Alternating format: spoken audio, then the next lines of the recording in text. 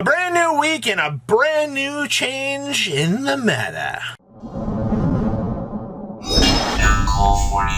Make sure you guys smash the doodling crap out of that subscribe button so you guys don't miss out on more content. We have the weekly total data here, and I'm not gonna lie to you. This is pretty interesting. Chimera finally has edged over the competition at this point in time, and I'm genuinely not surprised to see this.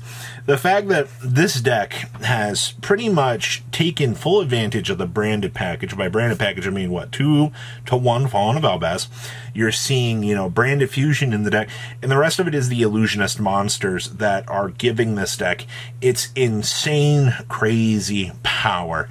And it has become the most represented deck out of the block, and I'm genuinely impressed with that.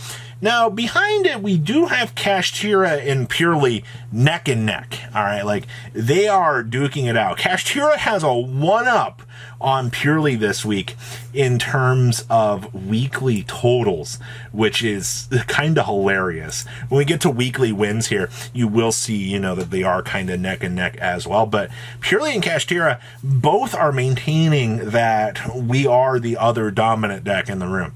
And we've seen this trend. We've followed this, for the most part here. And I think we're going to continue to see Kashtira and Purely duke it out because they're kind of on like the same power scaling at the moment. A Rise Heart with the OTK on the follow-up, or, the Cat in the Hat draw 4 cards. Either way, both engines are pretty devastating. Now, we have after that, we have Manadeum and Unchained here, tied, duking it out with 9 and 9 here. Now, I'm genuinely impressed with this as well. Manadeum kind of struggled week 1 with recording data. And I don't know what it was with Manadeum. Maybe players just needed to figure things out. Maybe we needed a shift in the meta. I'm not exactly sure what was going on with that. But when all was said and done here, we look at this week's data. 9 Manadeums is... I think that's an extremely high number for the deck. That's honestly a lot more than I thought it would see. And for it to kind of bump itself on up here into the top 10. Okay. And then on the back burner right behind it, like I said, we also had Unchained tied with it at 9. Unchained has been doing work this format. Players look at Unchained right now and like, I don't know how to play against this. And I don't blame you for that. When you are looking at the Unchained matchup, it can be an extremely grindy game. All right. There are choke points that you do need to know for your Ash Blossom and Joyous Spring. And those choke points really depend on how your opponent opened up, as much as I could really say there. Now, we also have Dragon Link coming up here with 8 tops. Dragon Link, I mean, let's be honest here. As long as this deck continues to be figured out, as long as people do kind of understand the innovation lines and how the deck does want to shape up, it will continue to be a mainstay contender. Like, there's no doubts in my mind about that at the end of the day. So, not all that surprised. Now, what does surprise me here is Rescue Ace coming up with 7 tops here. Now, this actually is edging over Labyrinth, which is kind of interesting. To be fair, Rescue Ace and Labyrinth, I do kind of put in like the same category because the way that the deck functions, it's just how many back row can you slam down against your opponent? How many of these forms of interruptions can you do? And it can vary by week for flavor of the week. So I think that that's kind of interesting at the end of the day, the amount of variance that you can see shifting around here for that. Now, Infernoble coming in with 4 tops this week. I do want to give a shout out to one of the Infernoble duelists here. They actually got 2nd place in Indy. It's the exact same duelist that topped the Springfield Regional the week before that. So we are seeing that there was a recurring theme here for our duelist, as Infernoble was sitting at the dinner table twice and piloted by a duelist, going from a 200-man regional to a 500-man regional and securing, the power of the deck. Now, into the 3-up section here. So we had Floowandereeze, Tear Elements, and Vanquish Soul. I've talked a lot about Floowandereeze. I've said that deck is if you want your invite and you want to do well, go play Floowander.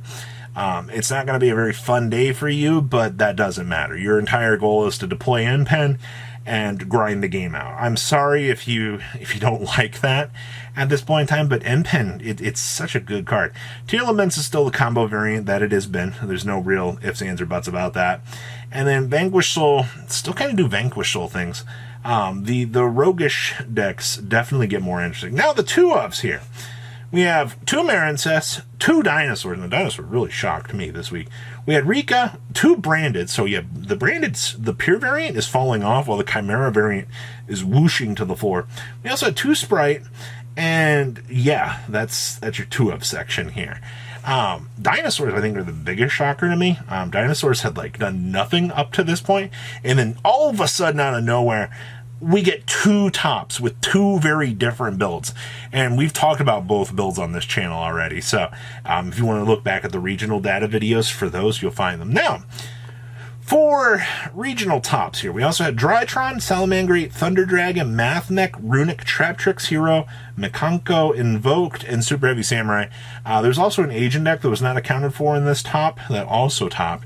But you got a lot of Rogue this week. You have a lot more Rogue than I think a lot of people are typically used to seeing at this point in time. And once again, I mean, when we bring up and say there are literally 20 decks that you can top with right now, some of them you just have to work a little bit more for at the end of the day. I know a lot of people hear the word work. I don't want to work for my top cut. I mean, if you want to perform into a top 8, you're going to have to work for it. That's all there is to it at the end of the day. You know, when we provide these numbers, we look at the data here, and we look at the variance on the interesting things of, you know, what's performed and what hasn't. I think that it's very interesting to see who is performing at the best levels and what necessarily might not be peaking at the best points here. But when you have 20 plus decks, yet again, that are, you know, breaking these numbers, it's amazing. Now, wins of the week here. Now, this is one of my favorite parts here. Chimera had 4 regional wins. Whew, that's a big one. That is so much further ahead of the standard metagame at this point in time. Impressive. And then we do see that purely in Kashtira, this is what I was talking about, where these 2 decks are neck and neck here, where we do see these 2 amazing powerhouses duking it out in the meta. And I do think that we are going to see some continued value between these 2 decks, just because of how good they actually are. They are the standard of what I would consider the meta. Now, everything else here is a one-of. Labyrinth scoring a win. I'm not all that surprised. I mean, some regions don't know how to play against back row. Unchained, this deck has been a powerhouse. All right, same thing here. If the region doesn't know how to play against it, okay. Manadeum. Now, that's an interesting one. Once again, I'm going to point it to the, if the region doesn't know how to handle massive combo, they have a bad time. Flaunderies actually did score a win, which is actually pretty impressive. I feel like at this point in time, that deck is being re-explored, and it's reigniting a lot of passion for the meta. We had Vanquish Soul. Kaiser Varius is a good card. Marincess got a win. Now, that one actually impresses me. But to be fair, if your opponent doesn't know how to out the towers, there's a lot of blaming the I didn't have the out to X monster or the ability to play around X factor. And it's kind of how it is. Tearlaments for full combo. We also had a branded variant as well for wins. Now, am I shocked about what actually are the winning decks here? No. I think when you look at how the meta has been shaping up, you've got a lot of very strong contenders that are doing well in the meta. And you're going to continue to have a lot of things that are going to be very, very strong in the meta because diversity is very real right now. A lot of the matchups that can cover, you know, the roguish bases or maybe not the strongest matchup in the world might actually be something that you could see. And you could hit all of your best matchups in one single day, which could attribute something to, you know, Marincess having such a good day overall. But looking at how things are right now, it's good. I love how the meta is shaping up. I love the fact that we have very, very consistent, and I mean absolutely consistent tops. And I hope we do continue to see this as the block goes on. So, what do you think? Please leave a comment down below. Tell me what you guys think. Let's see your beautiful faces back here later today, guys. Patrons! Thank you.